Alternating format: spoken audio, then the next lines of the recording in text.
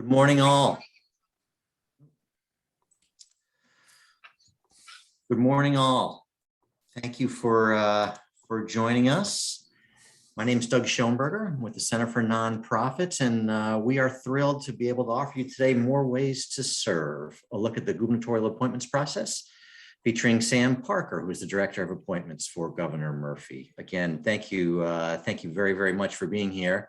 I know many of you are very familiar with the center, and we appreciate that, but there might be some of you who are not. So I just want to take just a couple seconds and talk about the center a little bit and all the great things, humbly, that we are involved in. You can see at the bottom there, we are 40 years old. Since 1982, we humbly believe we are the go-to resource for the nonprofit community as we champion your causes. 3 pillars around which we do that work. You can see them there. We promote the community writ large, spend a lot of time on public policy and research. And of course, we have our Can't Miss annual nonprofit conference that we've been doing for quite some time. And again, we think that's a huge part of the value added that we have.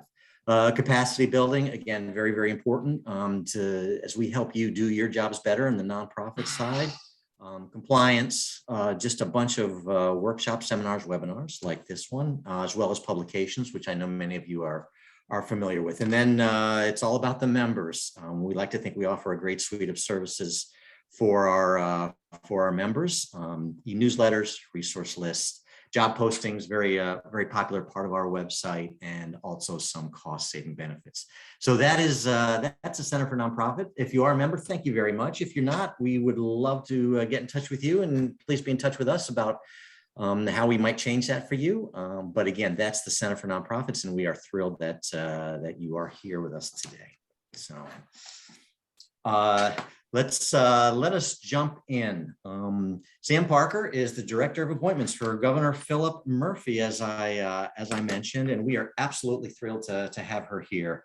Sam is in many ways one of us, has a lot of nonprofit experience. I know many of you saw the full bio that we sent out in some of our promotional material, but Sam has a lot of experience both in the political and campaign world in the state. Also spent a lot of time in and for equity organizations in New Jersey and in other states as well. And most recently in the nonprofit side, Sam was with the Society for the Prevention of Teen Suicide. So Sam knows the language, she knows our code words, which is just another great reason why we are thrilled to have her here. But right now, Sam is again the Director of Appointments for Governor Philip Murphy, and we really look forward to Sam to what you have to say. A couple logistical things. Given our numbers here today, please put your questions in the chat, and we will curate for those. And we'd like to handle those at the end, just to make sure, all at the end, that Sam gets through all of her great content. So with that, I also will say when Sam is done, Linda's going to come back on and share some important information about the center, some announcements, some coming attractions. So we encourage you to stay on for that as well. So Sam, I think with that, the stage is yours. Okay, sounds great. Good morning, everyone. First, I want to thank the center as well as Doug for inviting me to come and speak to you today. Obviously, a lot of you, I'm looking at the participation or the participant list, and I see a lot of old friends, so I'm really excited to be here. A couple of things just for, I think it'll help us for housekeeping. Some of you might be in the process for appointments or have questions specific to yourself. I would recommend emailing me is going to be the best way. I think it's going to be just so we don't get in the weeds today. What I'm going to do is pop my email in to the chat box right now, where if you have specific questions that you'd like to ask me, please don't hesitate. Also, I'm going to be referencing a website today. I've put that in the chat box as well. So a couple of things, right? I am the Director of Appointments for Governor Murphy. I've been here about a year. Previously, I was the Development Director and Public Affairs Director for the Society for the Prevention of Teen Suicide. So I have a very long history of working in the advocacy realm and for nonprofits. I've also worked for the League of Conservation Voters. I've worked for a lot of different LGBT organizations. So I am very familiar with the work that you do. And so when Doug and I actually connected a couple of weeks ago, we both thought that this might be really helpful to kind of have this conversation so that you all understand different ways that you can serve that will not only benefit you, but also could benefit your organizations by building your networks, et cetera. So what I first would like to point out is, what does the director of appointments do, right? Because I cannot tell you how many even of my friends will be like, oh, so you're the director of appointments. So where's governor eating tonight? I'm like, not those kind of appointments.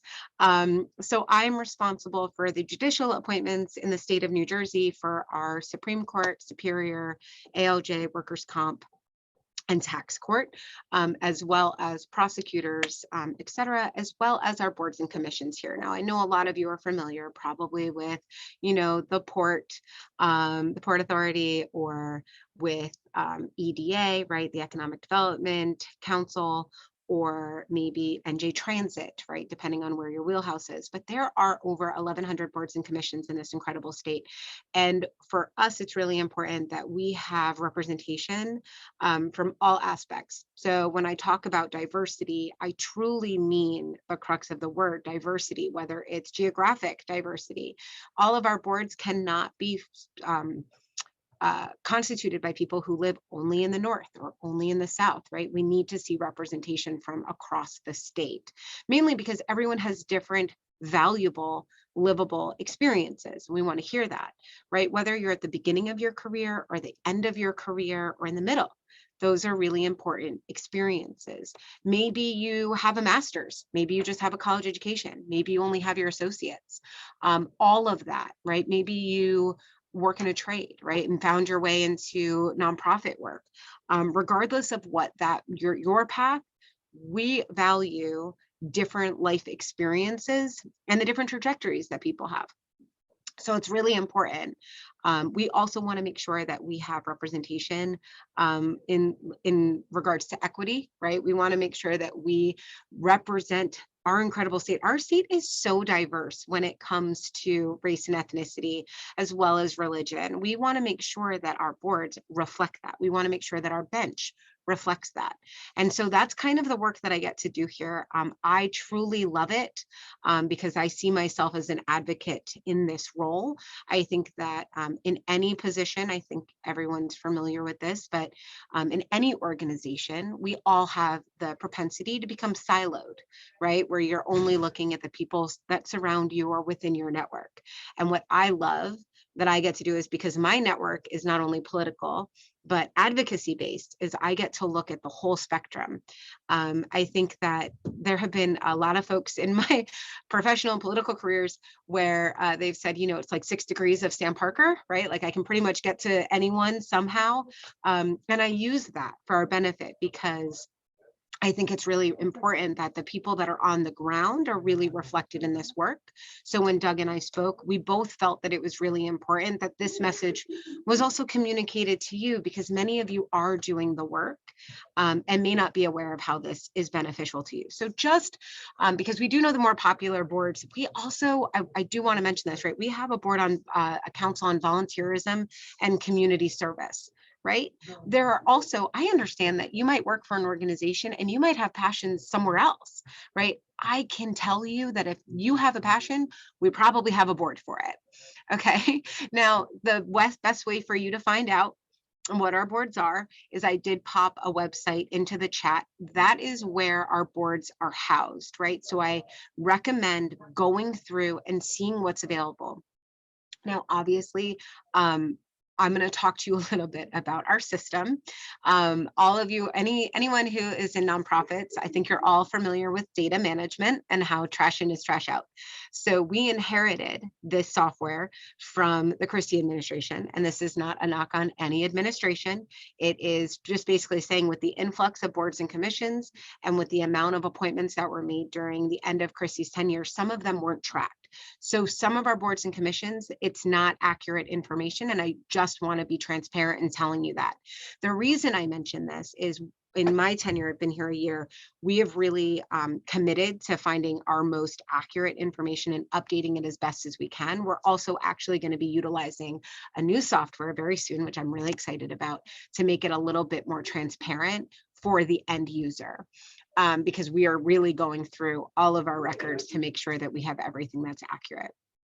So the reason I bring this up is to say, when you are looking at our website, if there is a board where you don't see a vacancy, but you're very interested in it, I would recommend reaching out to me and just asking me. I might not get back to you directly. I just have a lot on my plate, but I will direct you to one of my colleagues who will be able to help you, because we do try to be as transparent and direct in this office as we possibly can. We want great people, qualified people to serve.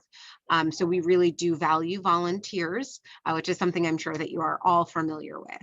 So let me walk you through a little bit of, I apologize, I just got a message from the governor and I just had to make sure that I didn't need to respond to it. Okay, so let me just walk through a couple of things. How does the appointments process work, right? Because I think there is this mystery, this veil of mystery that surrounds the appointment process, and it doesn't need to be there. So we're going to walk through the two different types of appointments. The first is direct, where I'll start. The second is advice and consent. It's a little bit more tricky, a little bit more complicated, but we're going to get through it. It's going to be a journey and we're all going to have a great time. So the first thing that we're going to do anytime is that first step is actually taking a look at the website, right? So if you go to nj.gov/governor/admin/BCA, that is where, and it's also in the chat, that is where you'll find our boards and commissions.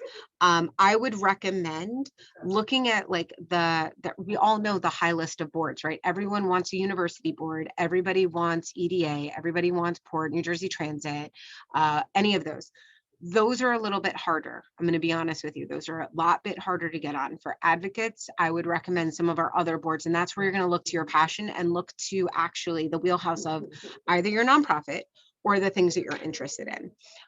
So I recommend first start off at the list of the boards, go to the website, then make a list, your top 5, your top 10 of the boards that you are interested in. The first step is a resume. The other thing I'm going to do is type in this, or if I type it correctly, at nj.gov.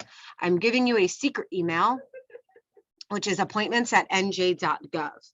When you get to this step, don't email me. Email this website. I'm sorry. So I can't believe it. They told me 25 minutes. I think somebody just unmuted. If you wouldn't mind muting yourself, that would be great. Okay, so a couple of things. Once you're done looking at the boards and the commissions and you find your top 5, top 10, you're going to attach an updated resume and send it to appointments@nj.gov. Those go right to my incredible team.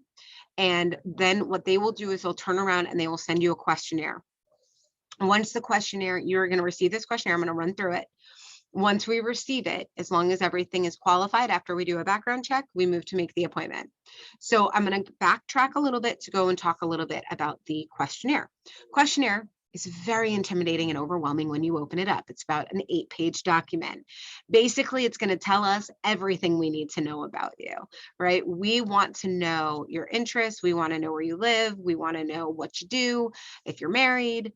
Now, and I also want to let you know there are financial questions. Some of these boards, you do have to do a separate financial disclosure form, but before we even get to that, we do ask financial questions.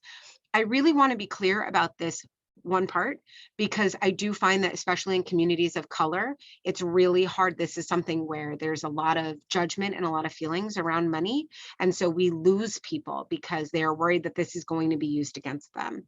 So I want to be very clear to you today and let you know that, first of all, your questionnaire is confidential. We appreciate anybody that applies to be on a board or commission. And I'm telling you myself, I value that. We want qualified individuals. And there's nothing, unless you embezzled millions of dollars, that's going to preclude you from being on a board. And hey, even if you did embezzle $1 million, I mean, it's New Jersey. I'm kidding. I'm totally kidding there. Just a knock on New Jersey, where I love. But no, so Please don't be discouraged from applying because of your finances, or maybe you forgot to pay your taxes one year, or maybe you have a business and you're still working things out because of the pandemic. Please do not let that be a barrier. And if you have any concerns, I already put my email in the chat box. Do not hesitate to reach out to me, because I would hate for the financial aspect to be a reason why you don't apply. We always want people to apply, and that should not, there's nothing really there that could preclude you in that way. So that's the first thing. The second thing is another really important aspect is the administration. We are always monitoring, right? We want to make sure that our boards are diverse. And so there is a self-identification section at the end. It's very important to fill out. And I also want to let you know that in every single category, there is always prefer not to answer. Please answer as much as you can. This is how we measure our equity in the state, because obviously going off my name, Sam Parker, right? You would never know that I identify as LGBT, right? And that's really important. My voice is valued in this administration and would be valued on a board, but you wouldn't know that going off of me. Also, if I put Sam Parker, I cannot tell you how many times I get referred to as a man, right? So it's really helpful when I check female. So again, I really want to be clear that this is important to us. We're not just checking. It's not about checking a checkbox here. We truly are invested in equity. So that helps us measure it, and that helps me. I'm very much a data wonk, so it helps me know our tangible numbers of what we're doing, because that is really important to me. So that's the questionnaire. So boards, you're going to top 10. You're going to ask for, we're going to submit a resume. You're going to get a questionnaire. You're going to fill it out and you're going to send it back. Key point here. We're definitely going to send it to you. We need to make sure you send it back, right? If I don't have a questionnaire, I can't move you forward in the process. The next step that happens is a background check. Now, this is done by some very, very smart, whatever the next generation after millennials are, who could find anything, and if it's on social media, they can find it about a second, right? So these are some very, very smart young professionals that I'm very lucky to have on my team. And they do this work for me. And so it's not done by the state police. It's done by them, which might be worse. And they find everything that I might need to know about you on social media, or any press you've put out, any article that you've been quoted on, etc. They do a deep dive. One, this all remains confidential. Everything is confidential and sealed for 10 years.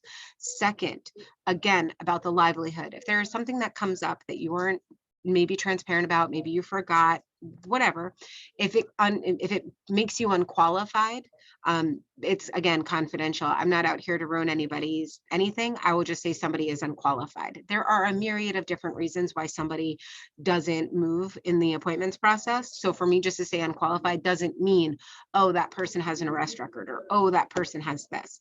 So it just means that we can't move you in the process, and that remains quiet.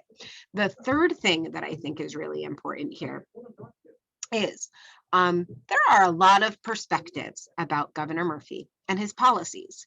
And at the administration, we understand that not every person agrees with every single policy that we might pass, and that's okay, right? Because we are working for everybody in the great state of New Jersey. However, there is a difference between going off on your Twitter and saying that you're upset about a policy and the reasons why, and maybe using very aggressive derogatory words and calling Governor Murphy certain names. If you are doing the latter, more than likely you are not going to get appointed to a board or commission. I think that just speaks for itself, and we'll find it. I'll be honest with you. We had somebody who really thought that they did a great job hiding their Twitter account, and they did not, and we did not appoint them.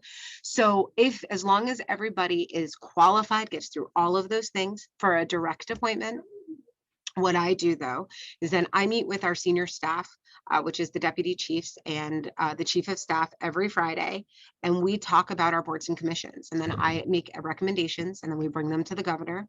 And very often he will ask me, why this person? So your questionnaire, I want to go back to that, helps me. It's pretty much helping me help you. It tells me who you are. It tells me the story that I might not know just looking at your resume. And so then I'm able to advocate to him, it's this person because of X, Y, Z. I'm very lucky to have the relationship that I do with the governor. Very often he finds my assertions to be true, and we move to nominate. I'm also really lucky that for a lot of these boards, I am given carte blanche to find the advocates in the community to fill them. And senior staff and the governor do trust my opinion on the folks that we find. So it's really helpful in that way. The next type of appointment is advice and consent. And we're going to go through this. I do want to leave everyone enough time to ask questions. This is the more tricky process. So it starts the same, which is you're going to look at the website. On the website, it will differentiate whether it is a direct appointment or whether it is advice and consent. You'll send a resume, we'll send a questionnaire. We'll do the background check. As long as everything is good for an advice and consent, same process, bring it to senior staff, bring it to Gov. If Gov agrees and signs off on it, the next process is we nominate you for the position. It's a different filing. Once that happens, it's at the advice and consent of our legislature, it's at the advice and consent of the Senate. So what this means, what is this process, advice and consent? Well, what it means is when we nominate you, I'm going to use myself as an example. If I were to be nominated to an advice and consent board, I live in Monmouth County. Therefore, the two senators that would have senatorial courtesy would be Senator Gopal and Senator O'Scanlan. What I would do is I would give them a call. I would say, hi, my name is Sam Parker. I have been nominated to this position. I would like to talk to you about my qualifications and credentials in hopes that you will sign off on my nomination. Some senators will ask to meet with you. Some will ask to have a conversation with you. Some won't call you back and just sign off. A lot of times, if it's like a technical board, they know that they'll have your resume and they'll know that you have the qualities and experience needed, and they will sign off. Sign-offs are very political. There's no lie about that. And it is helpful if you do have a relationship with your senator. However, it's not needed. I think it's a good lesson in your civic duty, getting to know your legislators, but there's no nepotism here, right? Like this is just a part of the process that is within their realm, their wheelhouse, and they are allowed to deny somebody courtesy. So if you are sitting here going, well, shucks, I don't have a relationship with my state senator. Awesome. Start building one. Give them a call. Say I'm a constituent in your district. I work for this nonprofit, or I am a nonprofit consultant. I would love to sit down with you and talk about boards and commissions. A lot of the senators know that I conduct these webinars. You can say, I was at a webinar with Sam Parker, and she definitely said to get to know you because I'm thinking about potentially serving on a board or commission or submitting my resume. Also, building a relationship with your senators helps, because they can then also, if they're like, oh, I'd sit down with them and go, Sam Parker's awesome. I'm going to sponsor her for this, which means they then send a letter to the appointments office and they say, I'm recommending this person for this position, because we get recommendations not from our stakeholders, such as yourself, but also from the legislature, from the first lady, from the governor himself, from senior staff, from our departments. So we get recommendations from everybody. This is a great time to continue to build your network and build those relationships. I would always recommend, if you don't know who your state senators are, get to know them. Courtesy is a little bit interesting because senators have courtesy where they also live, not just their district. So a good example of this is District 16 is Senator Zwicker. He has courtesy in Somerset just for his district, but because he lives in Middlesex County, if you live in Middlesex, he will also be someone that you have to get courtesy from. So this is just stuff to know. But yeah, so get in touch with start having those conversations. So again, we make the nomination. Couple of things happen. The first is my team sends you out a letter saying, we've nominated you for this position. Here are the senators that you need to get in touch with. We send you a call list, so you have their numbers, you have their emails. It is your responsibility to work on gaining courtesy. So you will make those calls. Concurrently, what also happens is you will get sent a questionnaire, because you're very good at filling them out now. You will get a questionnaire from the Senate Judiciary. It's very similar to mine. We have worked very hard together to make sure that we can make that happen, so that it's easier for you. The difference between mine and theirs is that mine is not notarized. Theirs is notarized. It's printed out, notarized, and sent back to them. Once that happens, that also is on file for the senators so that they have the access to your questionnaire. So there's more information for them. I will tell you that people have called me quite angrily and they've been like, I don't understand. I have all my courtesy. Why am I not moving? Well, you didn't send back your questionnaire. Yes, I did. Did you notarize it? No, it wasn't my questionnaire. Fill out the questionnaire, notarize it, send it in. So that's a couple of things. Also, we like to move things as packages. So if there's a board that you're interested in that is advice and consent, and there are a couple of vacancies, we'll move you all together. This is also what makes it tricky. You have to have your courtesy as well as your questionnaire in.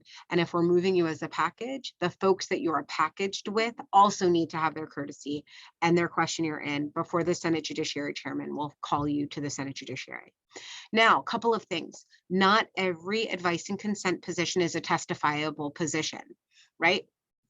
What does a testifiable position mean? Well, if it is a testifiable position, the Senate Judiciary Chairman, who is Senator Stack, will put you on a public agenda and it'll say like to interview non-interviewable. If it's an interviewable, it means that you will testify before the Senate Judiciary Committee.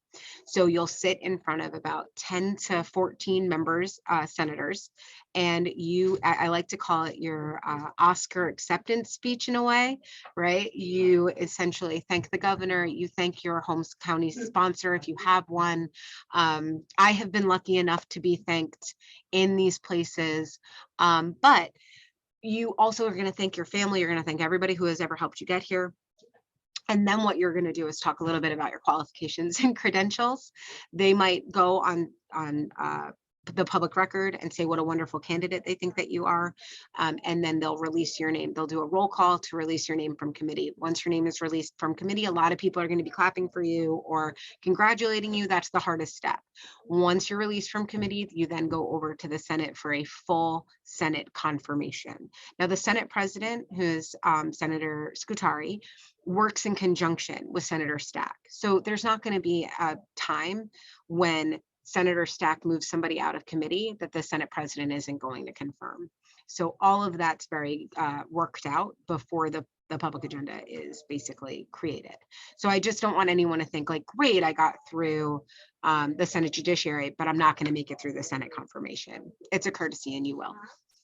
So that is the process.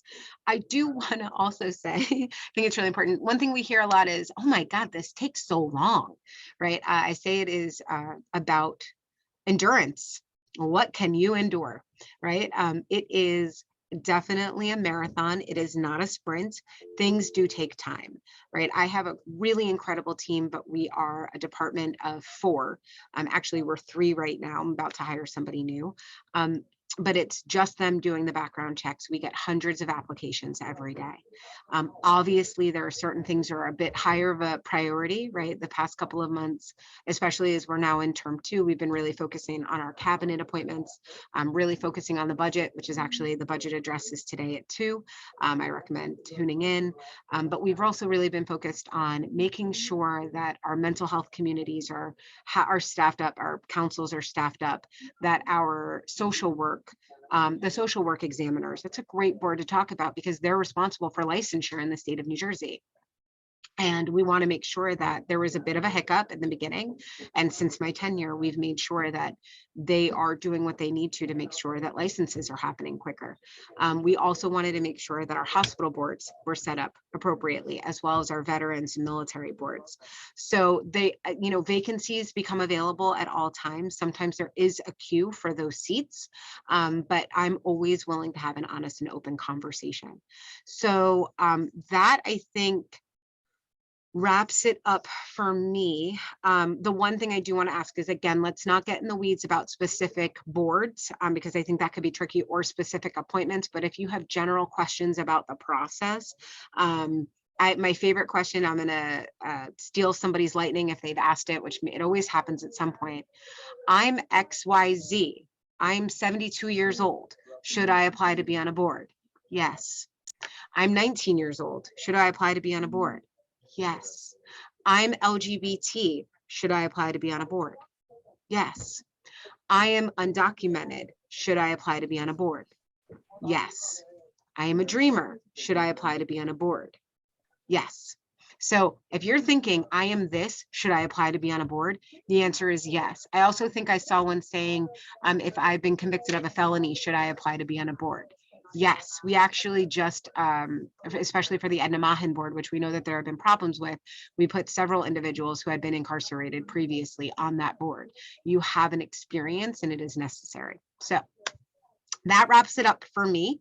I usually try to keep it to a half hour, usually 25 to get through it, but I am more than happy to take questions. Yeah, Sam, a couple have come in. I have a couple too, so keep them coming in the chat. Sam, one thing when you and I talked, especially maybe putting your nonprofit hat on a little bit, there's a lot of bank shot value, right, of being on these boards, right, for the organization, for board members. We have a comment basically that says, when you go see your state senator, that helps a lot for a lot of different ways. Yes. Getting to know individual expertise. Oh, I have a nonprofit in my district. Could you maybe talk a little bit about some of the benefits that accrue and why it would be worthwhile to keep pursuing being on a board to a nonprofit? Absolutely. So a couple of different things. One, for a nonprofit, it's really important, right, that you're building your network, right? Because you never know who you're going to encounter. And I'm sure that you're always looking for new board members. You are going to be on a board, right? So you're going to be able to network with like-minded individuals, and they might have a network that you are not tapped into. So that's the first thing, right? You're going to meet more people. You're going to grow your professional Rolodex. Showing my age a little bit, but you're going to grow your professional Rolodex. I know there are so many people on here are like, she's 12. What is she talking about showing her age, right? I'm really an 84-year-old woman. I just aged really well. But you're going to build your professional and personal networks, right? And also going in front of your senator, the thing that people don't realize is there's such a difference between your state legislator and your federal legislators, right? Like your federal legislators, your congressmen, your senators, they have staff, right, that are able to help them do the work, to do the education piece of whatever bills or whatever's coming before them. There are not, I would say that there are definitely bills that touch every realm of the nonprofit world currently in the legislature. And before anybody starts on well, we're nonprofits, we're C3s, we can't do C4 work. You're a C3, which means you can educate your legislator on the work that you are doing. And it is so very necessary because your state legislators do not have the staff. You are the experts in the room. Therefore, when you start to build your relationship with your state senators, they all talk to one another. And if you're working on a specific issue or a policy issue or anything, they will talk and be like, oh, you know what? Senator Ruiz in Essex is really big on, she's on the education committee. She leads that. You should have a conversation with her. And it's going to be a lot different if Senator Gopal is talking to Senator Ruiz one-on-one saying, oh, I have this great nonprofit that does this work. Therefore, it's going to go a bigger, quicker way for you to have access than you doing it on your own, right? Whereas if you just call her office and say, I'm in this, he can say, I have a constituent who does this work. I met with them. They're really talented. You should make some time. So it's more people. It's easing the connections, right? Like that's what we're all here to do, is build those connections and make people more aware, right? It's that awareness piece. And again, I really want to be clear, as a C3, you actually can do 10% political work. And as long as you're not telling somebody specifically to vote on something, then you are doing the educational piece. And there are ways to work that messaging so that it does not affect your C3 status. And as somebody who worked for C3s and C4s, what I'm telling you is accurate. Like I'm very educated in that matter. So it helps, right? It gives you more experience. It gets you out into different subset of people because you're going to be connecting with people. As I mentioned, our boards, we try to be as geographically diverse as possible. So you're going to have more of an opportunity to meet people in different areas and for them to get to know you, but also the work that you do.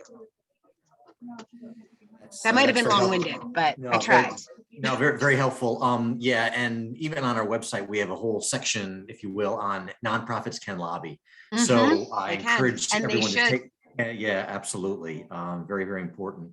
And I think a lot of people are probably on Google typing in Rolodex right now, Sam, but that's okay. They're I getting it. know. So What let's see. is the current word for Rolodex? Like, there's just not one. Rolodex is just it. I feel like someone in the chat tell me, because I need to update my language, my vernacular, apparently. Question on time commitments. It sounds like it varies. Average, standard deviation, weeks, months, years. What? And do you know based on board about how long it would be? How does that work? Yeah, so it really does depend on the board. I love that someone just wrote contacts or Rolodex equals Google. Rolodex is not Google. Jason, I can't get on board with that one. Contact list, that one's good. Contact list I can get with, right? That's fair.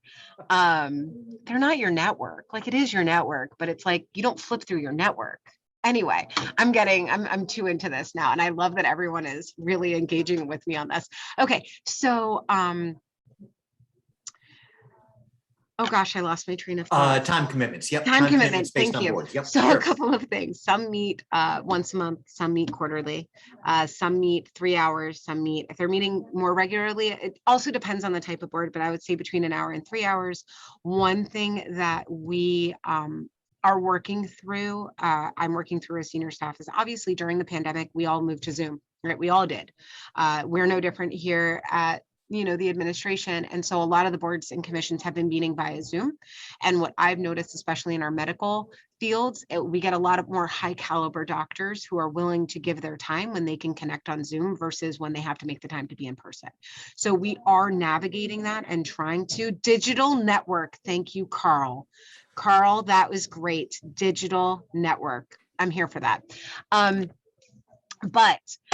Yeah, so I would just say, it all depends. We are still, some are trying to meet in person for a couple of reasons. One, I think people are a little itchy to meet in person. We've been digital for so long, but I think that we are leaving it for right now up to the departments to decide. So it will change. Okay. And then just a quick follow on, how about on the getting approved process? Weeks, months, years? I know that depends on the board. Oh gosh, it depends. So there are some, I think I have earned my reputation for being transparent and direct. I think that there are some counties that are a little bit harder. I think our political landscape currently has changed since our last term, right? We definitely saw a lot more Republicans move in, and that isn't to say anything about Republicans. It's just saying, if you are a D, right, if you're a Democrat, and have done that kind of work in those areas, and now you're asking an R, it might be a little bit more difficult. Oh, and one thing I do want to mention, because this is something that I sometimes forget, I always say that I have the best job in the House. I mean, governor obviously has the best job in the House, but I get to work with Democrats, Republicans, independents, unaffiliated, because there are certain political affiliations required for our boards and our commissions. So that's something to note, is that, again, we're looking for everybody. So you might be on here and be like, well, they don't want me because I'm an R. No, I do. I very much do. And someone actually, I just saw, do you need to identify? You do. We'll find out anyway. But depending on the board, we have to know. It's on our questionnaire, and we have access to public records, which means we can find out anyway. So if you don't, I'll still know, which sometimes people find it a little creepy, including my own brother, who I did find out when he was apparently very busy this past year and did not vote, and called him out on it. I don't know how someone votes. I just know whether or not they did. And I was not very pleased with him. And he was not very pleased that I had access to that information, but too bad. But yes, so that's, I think, yeah, we need everybody. Yeah. And some endurance may be required. Yes. I think yes. Yeah. Right. Another one's come in, I think is a good one too. If I don't get what I applied for, I'm going to make this into two questions. Mm-hmm. You can apply for multiple at the same time? You can, but here's what I'm going to do. Obviously, as I mentioned, we have hundreds of people applying all the time. I will pick the one that you're best suited for. Okay. and we'll do one at a, like, basically what I like to describe my job. Someone said like, no, really, but what do you do? What I really do is if anyone has seen The Queen's Gambit on Netflix, which if you haven't, I highly recommend, but there's a scene where she plays multiple high school boys moving one chess piece at a time and just plays. I am literally playing 20 games of chess, moving one chessboard piece at a time, and I have to get us all the way to the end and see the full board at all times. So when I'm looking at your resume, I'm picking where can I move quickly, right? Because we want to fill these boards and commissions. Who can I advocate for? Who are the best fit people to be in the room? Right. A lot of a dear friend of mine says, you know, if you're not at the table, you're on the menu.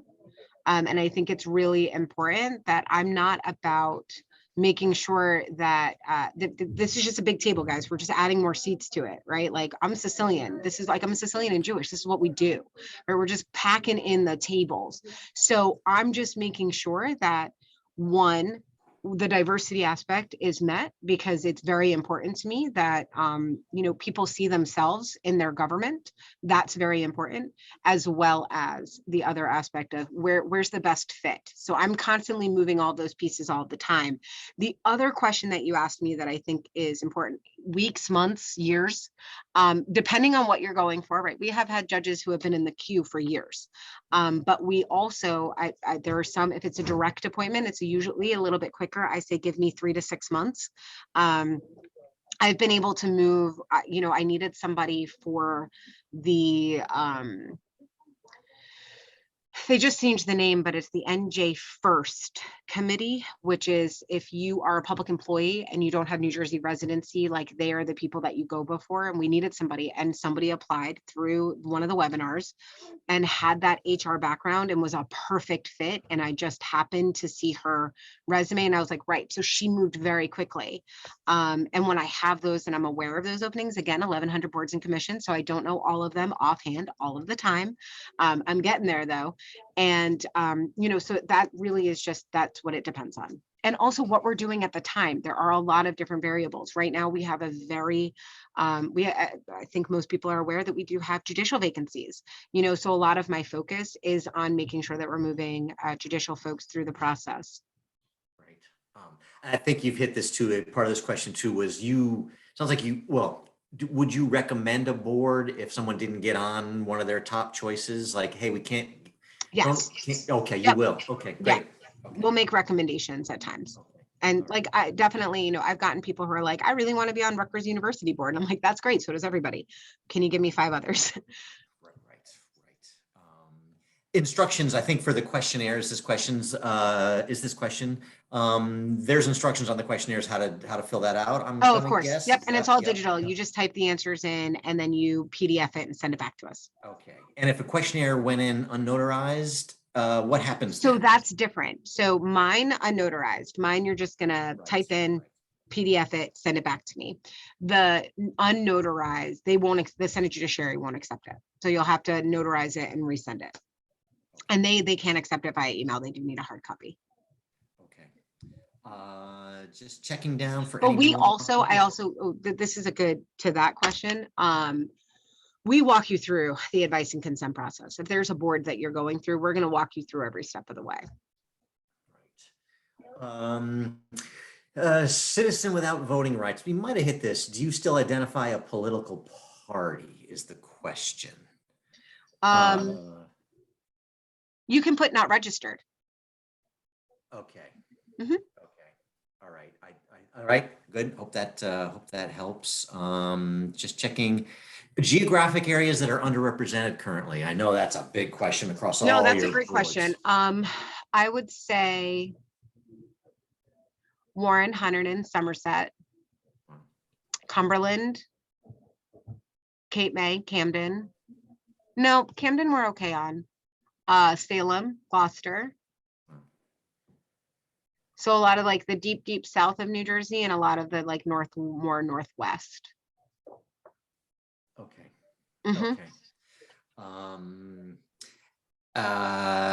Okay. Well, again, specific one, physical address to return the questionnaire. I imagine that's part of it.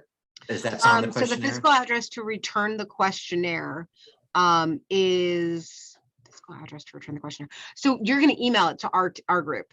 So you'll get all of that information from the Senate Judiciary. If you're doing an advice and consent, they'll send you all of that. They send it in an email. Also, Jason, I noticed that you're sending me questions and not to the group, but I'm going to answer what you just said, because you said you just named most of New Jersey. Actually, I didn't, because the densest populated parts of the state are more in Union, Hudson, Middlesex, and more in like the central northern part of the state, Bergen, Passaic.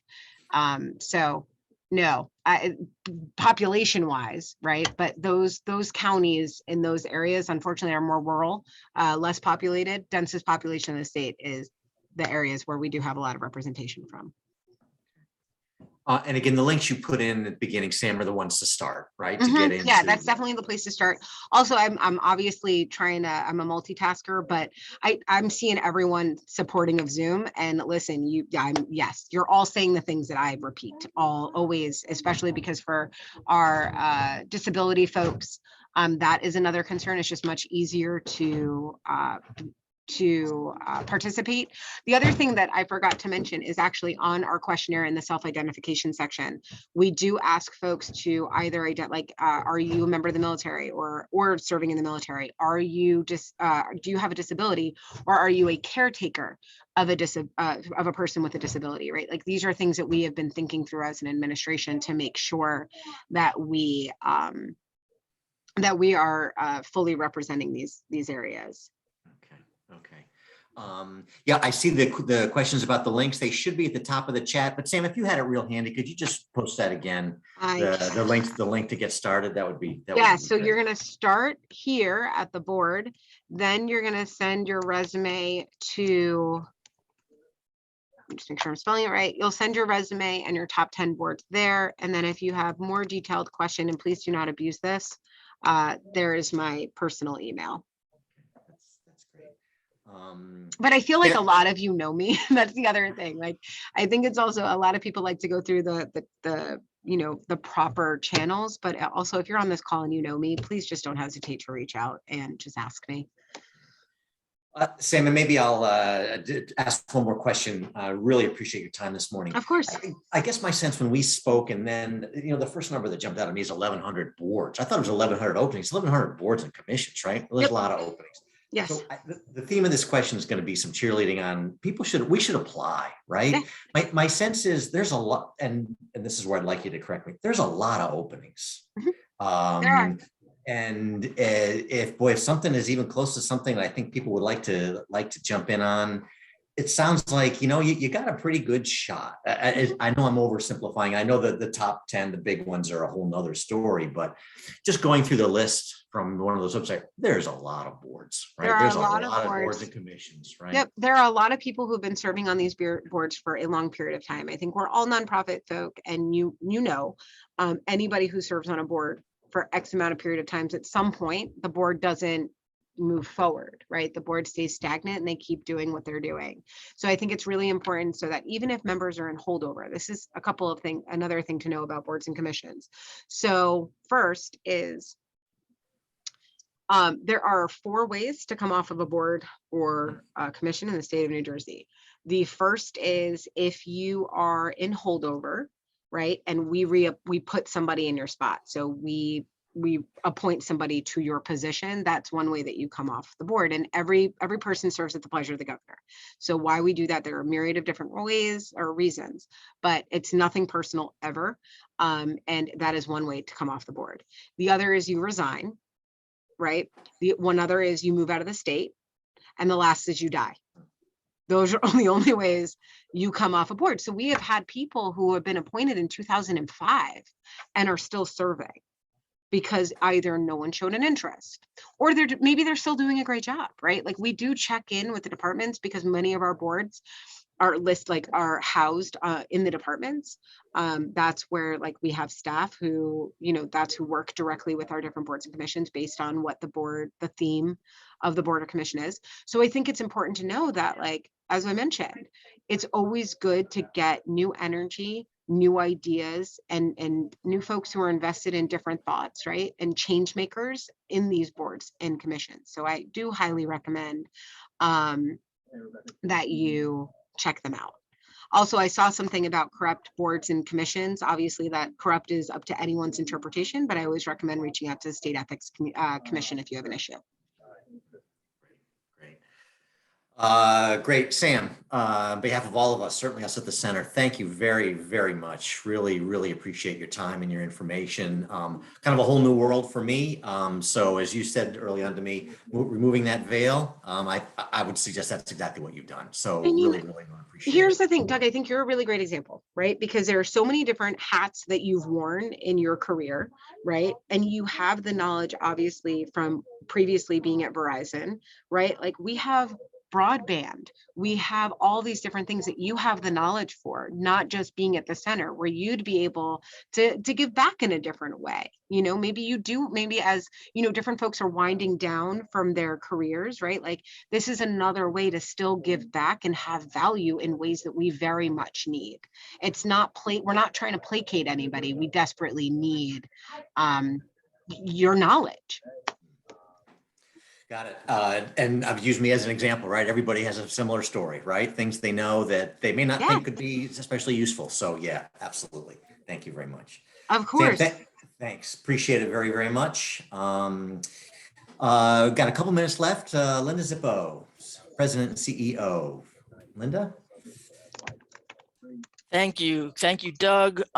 Thank you, Sam, for this incredibly informative presentation, and it was so clear, and certainly makes me want to sign up for more stuff. And it's to your point, it is so important for nonprofits to be at these tables, for nonprofit voices to be represented, and again, the comments about contacting your senator, even if you're not looking for an appointment, advocacy is absolutely key. Anybody who knows me knows that I talk about this all the time, but we also have, in terms of how lobbying goes into the mix, we have a lot of materials, and we can train people about, because 501c3s can lobby, you can take views on legislation, you can't endorse candidates, but there's a lot that we can do as 501c3s, and that's really, really important. So we have a lot of information about that too. I'm going to share my screen for just a moment, because just a couple of things I want to make sure that people are aware of before we part ways. First things first, the Center for Nonprofits, if you have not seen it, we do an annual survey every year about New Jersey nonprofit trends and issues. We want to know what's going on in your organization. Did your funding go up last year? Did it go down? What are some of the other issues that you're concerned with? Are you experiencing workforce shortages like so many are, et cetera, et cetera? We do this every year, and it's so critical to our advocacy efforts, but it can also help your planning. We can advocate more strongly for you and for each other with this kind of information. The survey is live now. The deadline is Monday, March 14th. If somebody can drop it in the chat from our center team, that would be great. And we will also resend this link and everything.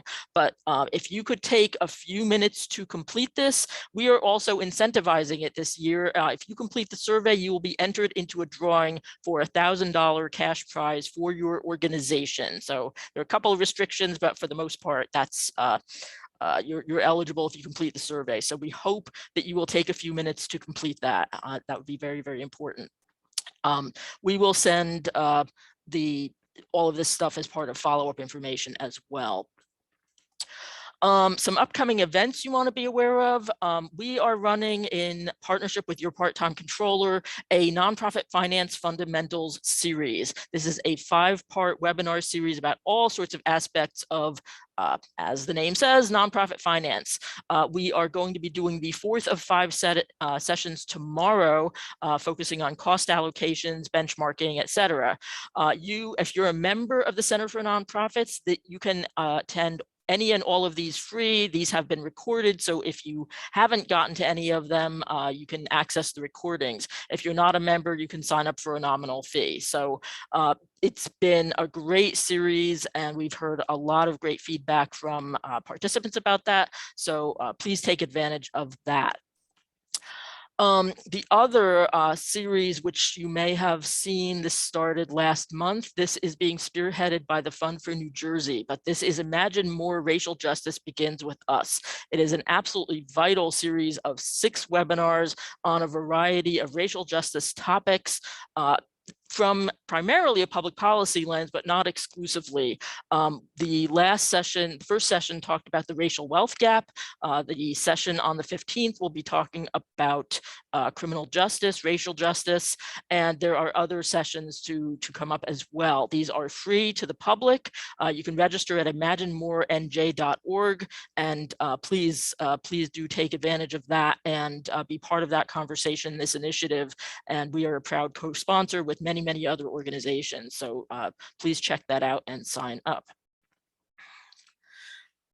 If you are either looking for a job in the nonprofit community or you want to post a job, please visit our website. We have a jobs postings page, which is updated every day.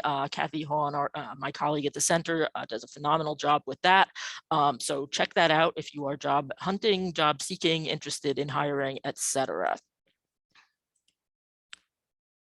And job postings are free to members of the center, and you can post for a fee if you are not a member.